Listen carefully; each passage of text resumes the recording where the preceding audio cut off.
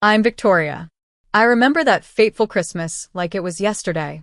I'd just canceled the scheduled payments for my sister's tuition and the car loan. It was a moment of pure, unbridled anger and hurt. I'd been the family's ATM for far too long, and I'd finally had enough.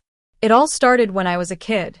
My parents, Robert and Linda, were strict and traditional. They always had high hopes for my younger sister, Lily. From the moment she was born, she was the center of their world. Meanwhile, I was left to fend for myself. I was the responsible one, the one who always did what was expected of me.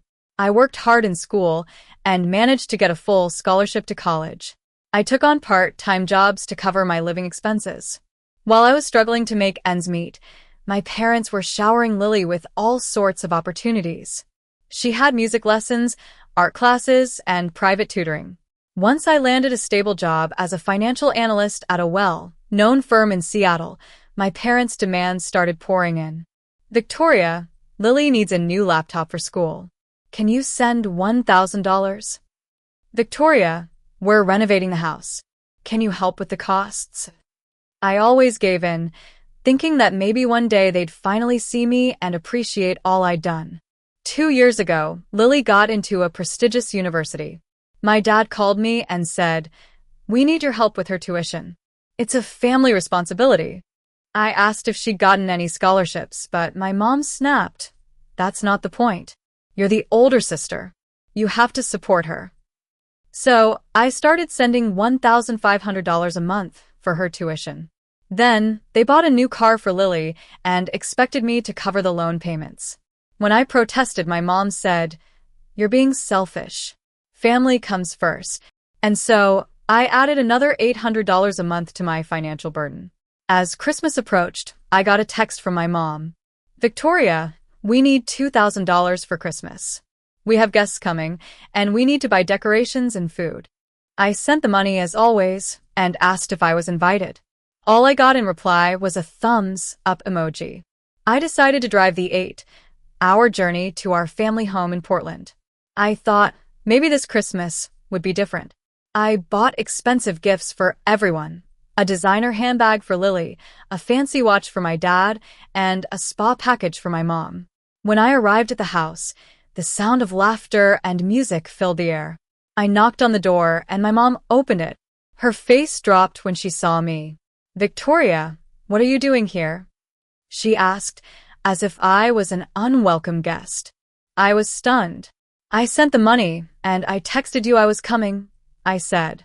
She frowned and replied, "I didn't think you'd actually show. You usually skip these things." I walked inside. Lily was sitting at the dinner table, looking beautiful in a new dress. My dad barely acknowledged me, just gave me a quick hug, and went back to his conversation. I sat down next to my Aunt Rose, the only one in the family who ever cared about me. Dinner was a blur. No one mentioned the money I'd sent or the sacrifices I'd made. When it was time to open gifts, Lily barely thanked me for the handbag. My parents gave me a shoddy gift, a used scarf that looked like it came from a thrift store.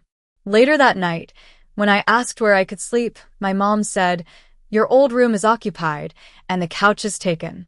Maybe you should find a hotel." It was Christmas Eve, and all the hotels were booked. Lily laughed and said, "There's no room at the inn for you." I felt a sharp pain in my chest. I grabbed my things and walked out into the cold night. I drove for hours, stopping only for coffee. Finally, I found a small motel on the roadside. The old man at the front desk gave me a free Christmas pie and said, "No one should be alone on Christmas." The next day, I got back to my empty apartment in Seattle. I checked my phone, and there were no messages or calls from my family. That's when I decided enough was enough. I opened my banking app and canceled all the scheduled payments. 2 weeks passed in silence. Then, in early January, my mom called. "Why is Lily's tuition late? Fix it now," she demanded. I calmly told her, "I canceled it. I'm done." She was furious, calling me selfish and ungrateful. Then, the texts started pouring in from Lily, my dad, and even some relatives, all scolding me. But then, Aunt Rose messaged me. "Victoria, can we talk? I want to hear your side."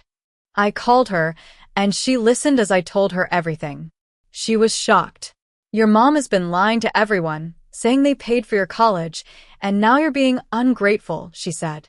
I gathered all my bank statements and sent them to her. She shared them with the family, and slowly, the truth came out. Some of my relatives apologized, saying they didn't know the whole story. My parents kept calling, but I ignored them. Lily had to adjust to a new life without my financial support. She sold the new car and got a part-time job at a local coffee shop. Over time, I focused on my own life. I met a wonderful man named Ethan. He was kind, understanding, and supported me through everything. I saved enough money for a down payment on a cozy apartment near my work. A year after that Christmas, I still hadn't spoken to my parents or Lily. My dad sent me a message in October saying, "We miss you. When you're ready, we're here." I didn't reply.